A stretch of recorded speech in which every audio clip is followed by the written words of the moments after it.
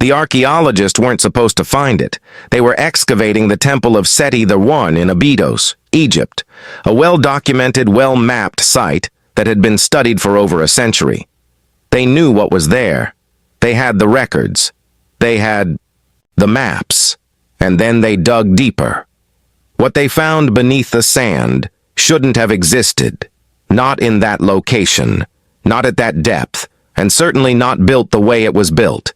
The structure is called the Osireion, and from the moment it was uncovered, it raised three questions that Egyptology has never fully answered.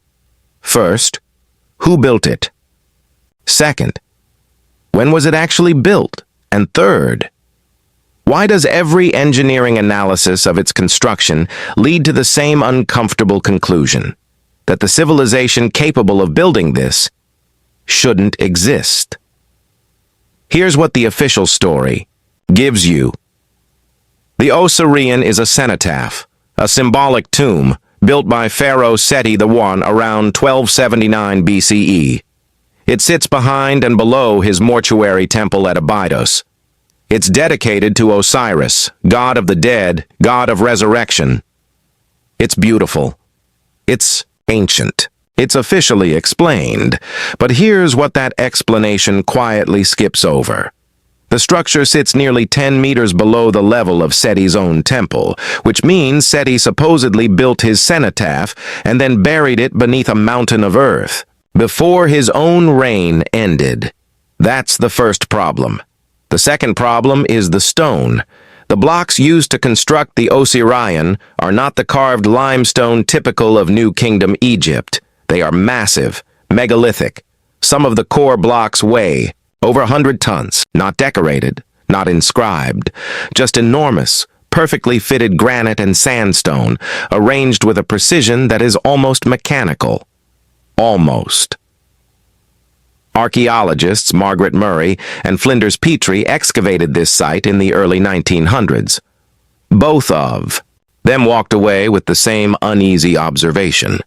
The Osireion didn't feel like it belonged to Seti I's era. It felt older, much older, stylistically disconnected, architecturally alien to everything else in New Kingdom Egypt. Petrie didn't say this lightly. He was not a man who trafficked in speculation. He said it because the evidence demanded it, and that observation, over 100 years old now, has never been properly resolved. But the age question? That's not even the disturbing part. The disturbing part is what you find when you start measuring the blocks. Let's talk about the engineering for a moment, not as a lecture, but as a problem. The largest stones at the Osireion weigh between 50 and 100 tons. They were transported, positioned, and fitted together with joints so tight you cannot slide a piece of paper between them. This is not metaphor. Researchers have physically tested this. Now ask the standard engineering question. How do you move a 100-ton block of granite across desert terrain in 1279 BCE? The accepted answer involves wooden sledges, thousands of laborers, ramps, ropes, and sheer human will. And for the pyramids, built on flat, open ground with massive construction space around them, this explanation, while incomplete, is at least plausible. The Osireion is not on flat, open ground. It sits in a pit. A deliberately excavated pit, nearly 10 meters deep, partially filling with groundwater even today. To place those blocks into a subterranean chamber, the builders would have had to lower multi-ton granite slabs into a confined underground space with absolute precision, without cranes, without hydraulics, without any mechanical advantage. Beyond ropes and human hands, structural engineers who have examined the site have said the same thing in different ways. The construction sequence doesn't make logical sense for the era. You would need to excavate the pit, then somehow position enormous stones from above, then build the structure around them. And the tolerances achieved are tighter than most. Modern heritage stone construction. This is not ancient aliens. This is not fantasy. This is a simple engineering problem that has no satisfying answer within the conventional framework. And here's where the official version starts falling apart. In 1971, a geologist named Robert Schoch Not a mystic, not a conspiracy theorist, but a tenured academic from Boston University, began analyzing erosion patterns on ancient Egyptian monuments. His most famous work involved the Sphinx. He argued, based on weathering analysis, that the erosion patterns on the Sphinx enclosure were caused by water, specifically heavy rainfall erosion, not wind and sand. And the last time Egypt experienced that kind of sustained rainfall was before 7000 BCE, possibly before 10,000 BCE. The Egyptological establishment rejected this almost immediately. But here's what matters for the Osireion specifically. Shock examined the Osireion and noted the same type of weathering, the same rounded, water-eroded profiles on the upper stones, the same erosion signature he found on the Sphinx, the signature that predates dynastic Egypt by thousands of years. If Shock is right, even partially right, the Osireion was not built by Seti or Seti. I found it. And he built his temple on top of it. Now consider what that means. If the Osireion predates dynastic Egypt, it was built before writing, before the wheel, before any civilization that mainstream history formally recognizes in this region, which means somewhere in the gap between the end of the last ice age and the dawn of pharaonic Egypt. A gap that history tells us was populated by scattered, primitive, hunter-gatherer tribes. Someone was cutting 100-ton granite blocks and fitting them together with sub-millimeter precision in an underground chamber dedicated to a god of resurrection. That's not a fringe theory. That's what the physical evidence, taken seriously, actually suggests. And the mythology around the Osireion makes this stranger still. Abydos was considered the most sacred site in all of Egypt, not because of Seti's temple, because of what was believed to be beneath it. Ancient Egyptians called Abydos the gateway to the underworld, the entrance to Duat, the realm of Osiris. They made pilgrimage there for thousands of years. The earliest pharaohs of the first dynasty were buried nearby, as if proximity to this location conveyed something essential. But the Osireion itself, the structure at the heart of all this, sacred geography, appears in the historical record only with Seti I, as though he simply claimed something that was already there.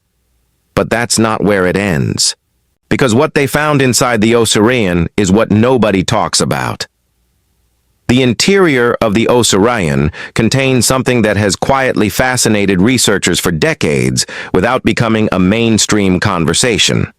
On the walls of a corridor connected to the structure, part of the Seti-era additions, there is a carved symbol, a single image, repeated. It's called the Flower of Life.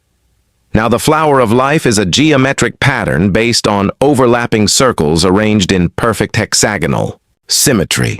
It is found across dozens of ancient cultures, in Assyria, in China, in India, in Leonardo da Vinci's notebooks. It appears to encode ratios connected to sacred geometry, the Fibonacci sequence, and the geometry of natural growth patterns. It appears at the Osireion, scorched into the stone, not carved, as if applied with a heat source.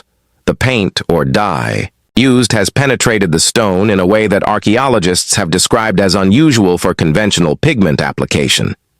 No one has fully explained how it was applied. No one has fully explained why it's there, and no one in the official Egyptological framework has seriously addressed the fact that this symbol, encoded with mathematical relationships that weren't formally documented until centuries or millennia later, appears in a structure that may be older than pharaonic Egypt itself. You are not being asked to believe something impossible. You are being asked to notice that the evidence gathered by credentialed archaeologists, geologists, and engineers over more than a century consistently points toward the same uncomfortable direction. Something happened before the history we know. Something capable of extraordinary construction, something that left this behind and was then forgotten so completely that the civilization we call ancient Egypt treated the Osireion as a sacred mystery rather than a known monument. Here is what we know with reasonable confidence. The Osireion exists. It is real. It is megalithic. It is extraordinary. Its construction presents engineering challenges that cannot be adequately explained by standard Bronze Age technology. Its weathering patterns have been analyzed by a credentialed geologist and found to be consistent with erosion that predates dynastic Egypt. Its stylistic character was noted by two pioneering archaeologists as inconsistent with New Kingdom construction. Its interior contains a mathematically sophisticated symbol applied through a process that remains unexplained, and it sits 10 meters underground beneath a temple that the historical record says was built above it, in a location that ancient Egyptians considered the most sacred on earth.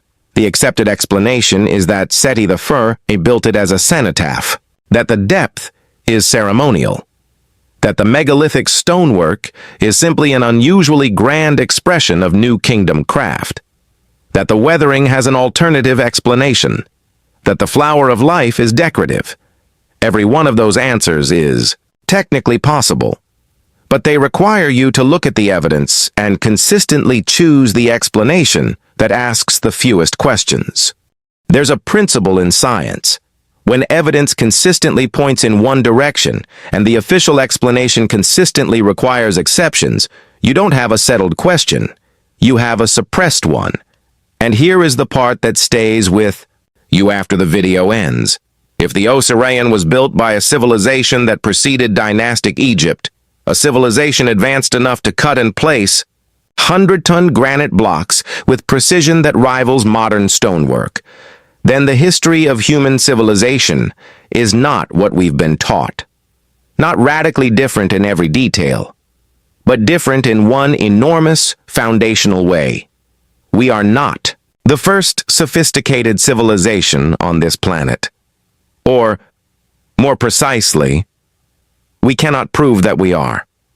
What we know is that the Osireion is older than it should be, built better than it should be, decorated with knowledge that shouldn't have existed when it was made, buried beneath a civilization that chose to worship it rather than explain it. The ancient Egyptians, themselves one of the greatest civilizations in human history, looked at the Osireion and called it the House of Osiris, the gateway to the world of the dead.